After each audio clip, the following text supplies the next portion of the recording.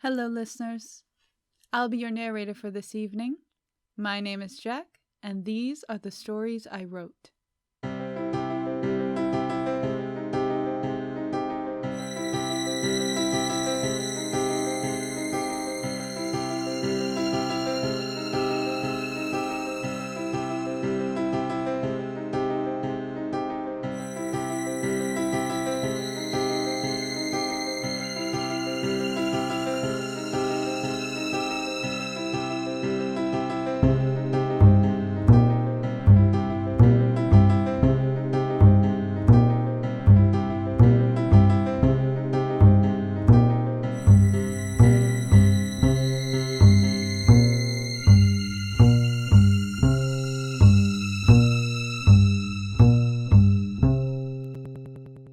She.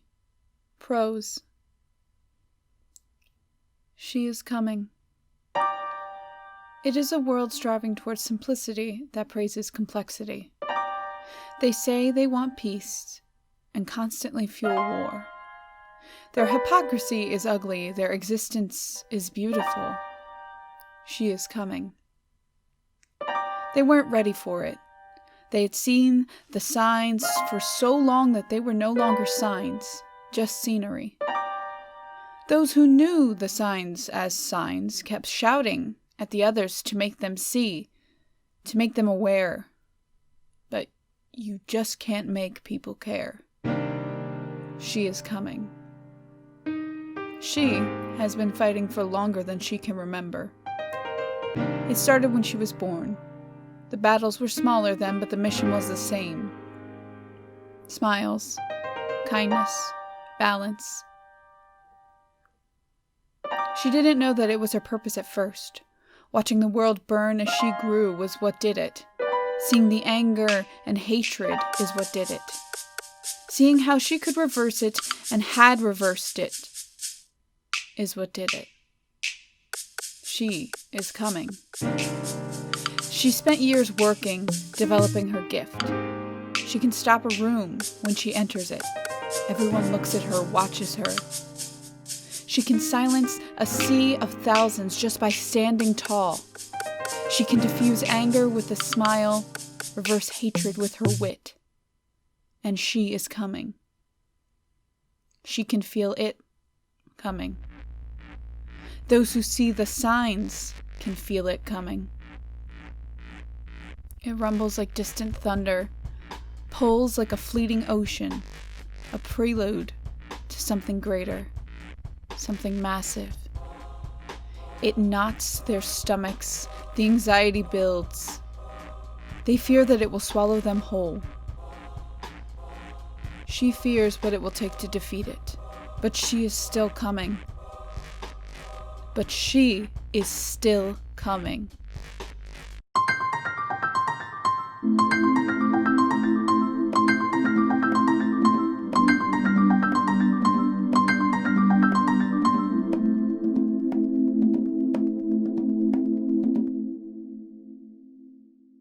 And now, for some inspiration.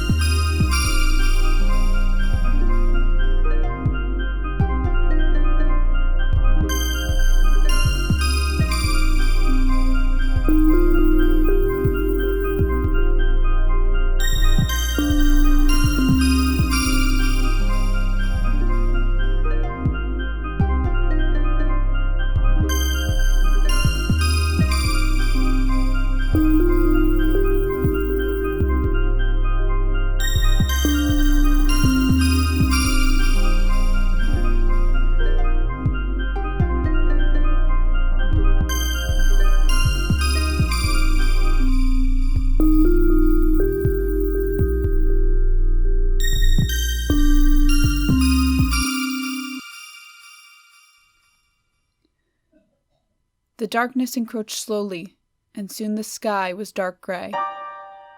Everything kept moving. Everyone kept their eyes to the ground. Even those who knew it was coming looked away. But she looked up. The smothering gray lasted for a week. They played it off as a storm system and showed fake maps. They couldn't show the truth. The world was cloaked in smoke. They could smell it in the air, but they said, smells like barbecue. Those who knew chuckled softly and nodded the worry out of their head. She breathed in deeply. The world was asleep when the storm started raging, following behind the crust of daylight and coating the world in a sheet of rain so hard they could not stand straight.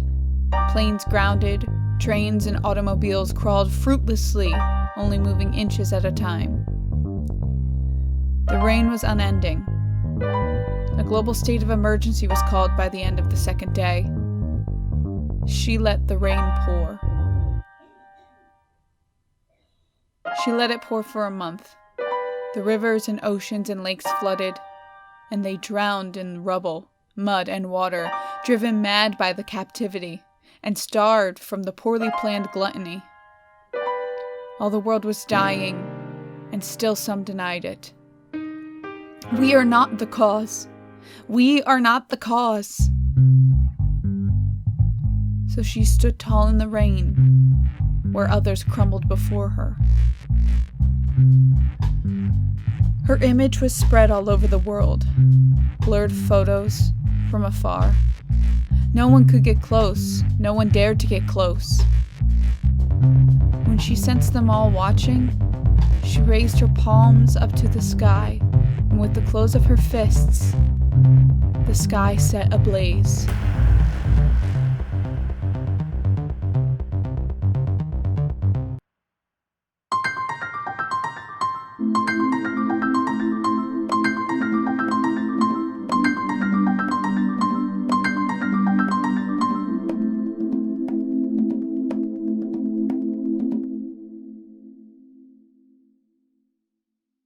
And now, for some inspiration.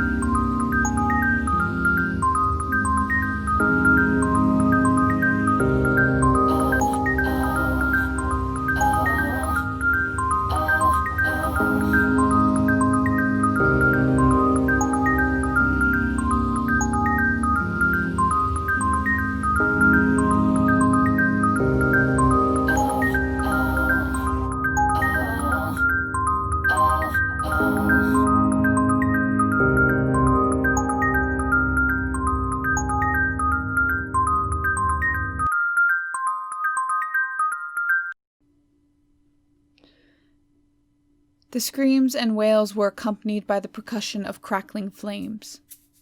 She went on top of the hill watching. This will keep it at bay. This will keep it at bay. Her stomach sank and wept some more. The brave tried to make their way up the hill. Many did not survive. All those who did looked upon her and those who pitied her sat by her side.